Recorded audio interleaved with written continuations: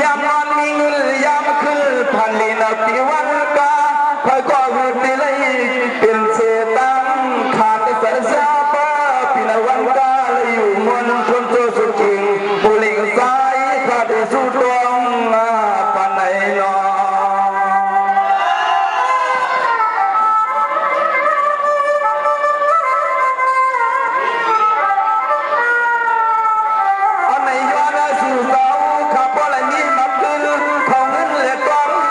เลยลงมาลูตัวเมียนา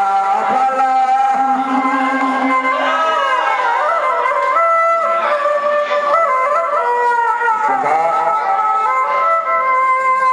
สวาเลยซื้อสาสามเปียวา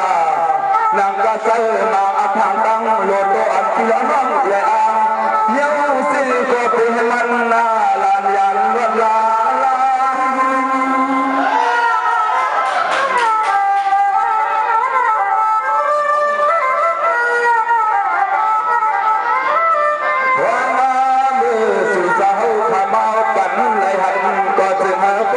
ลองเสเมื่อมาปีละน้องก็เลยเมื่อนางในลูกกาเลียนนาทีเลนี่เพื่อนเอาเก็บเองมาลงขึ้นและคำก็แก่เลือกพอสักในเกทองมาทวงเมนอ่อน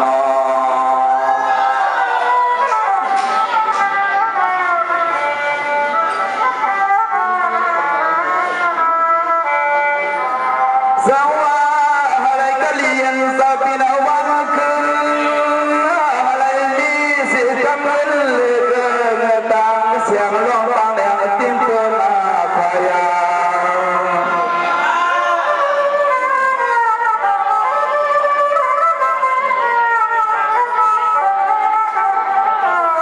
จังหวะยานาปีน้องเต็มผู้ก่อกกวนบนเสมอมาเมื่อมาเฮ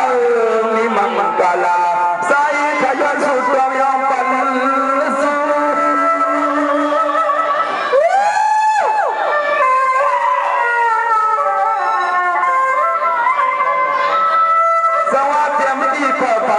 ก็เลยซื้อเรือเต็มดีทันในพวกในพันกูก็กูกวนติขนอจอมดังสายมัวมองสู้ตามมองสู้ต้องอะไรก็จะให้มันเป็นยาการถ้าพวกมันนำพวกความขาวสุดร้องความสู้เสียปากลานความไม่เหลือในสิ่งสิ่งสาวขาวกับสิ่งเสื้อจงทำ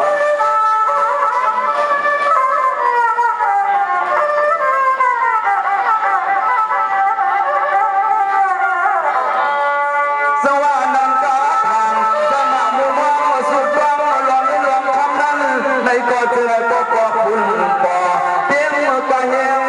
ตีใจ